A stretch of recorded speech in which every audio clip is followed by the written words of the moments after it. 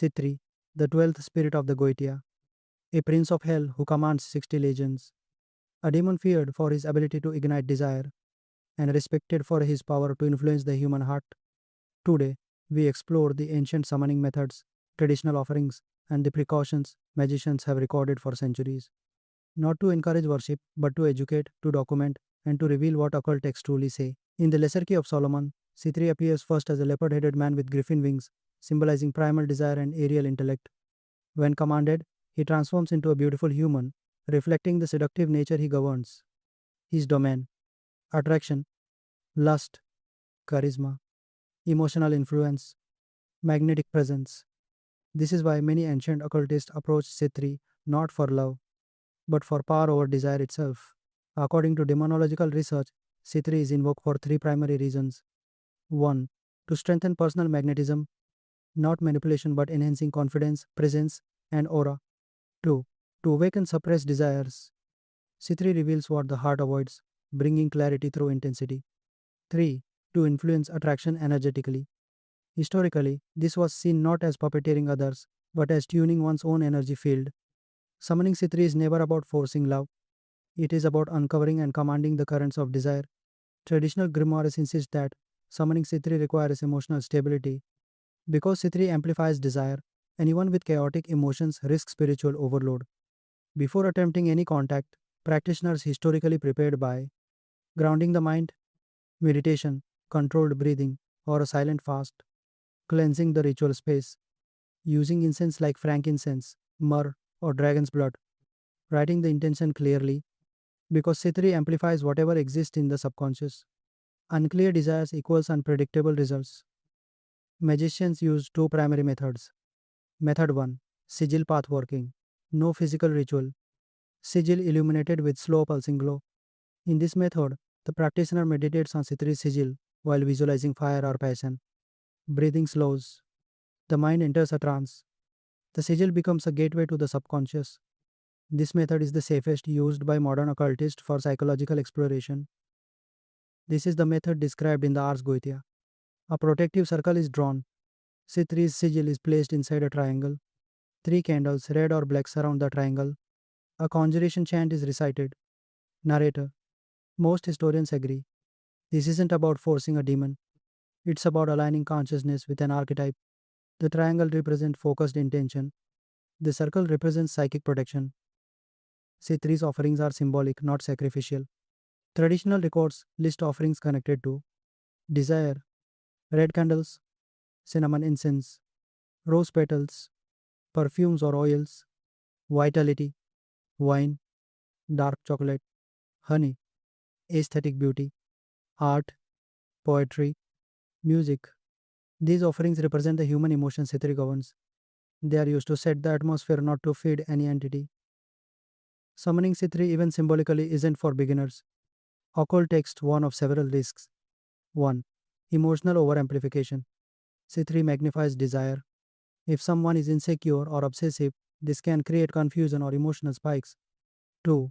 Conflicted intentions. Sitri mirrors the summoner's heart. If intentions are impure, unclear, or manipulative, the ritual becomes unstable. 3. Obsession energy. Sitri's domain touches obsession, longing, magnetism. Without grounding, practitioners may feel heightened emotional states.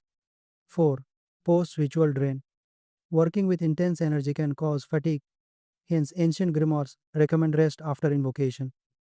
Ending the ritual is crucial. Traditional steps: thank the spirit. This represents closure. Snuff the candle, never blow it. Symbolic of sealing the energy. Close the circle, tracing the boundary in reverse.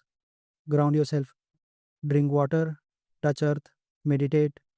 This symbolizes the return to the physical world.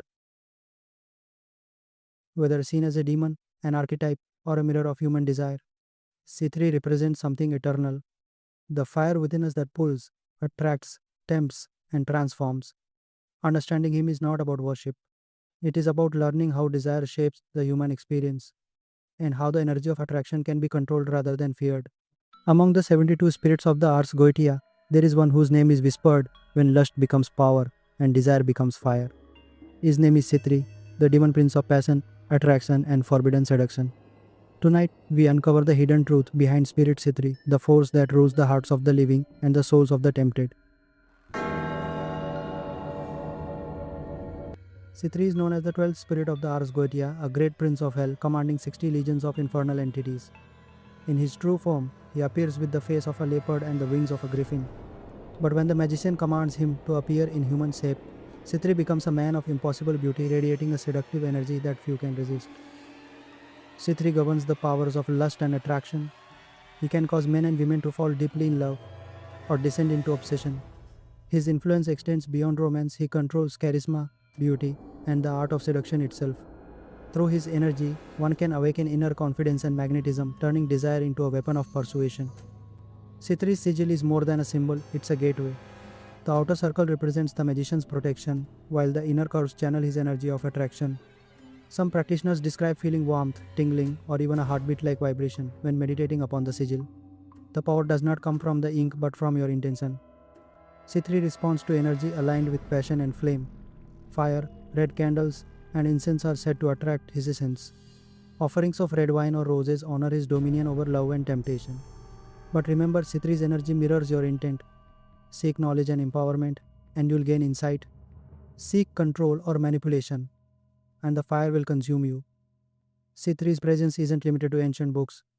His energy moves through modern life through desire, temptation, confidence, and charisma.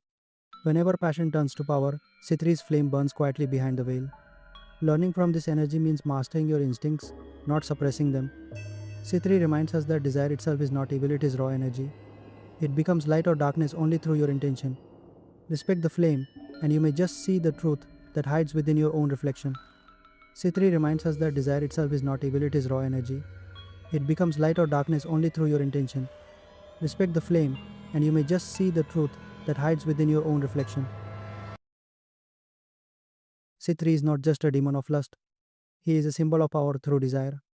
In ancient grimoires, C3 is described as a prince of hell who can ignite attraction and strip away emotional resistance. But those who truly study him know lust is only the surface. Lust is energy, and energy, when mastered, becomes influence.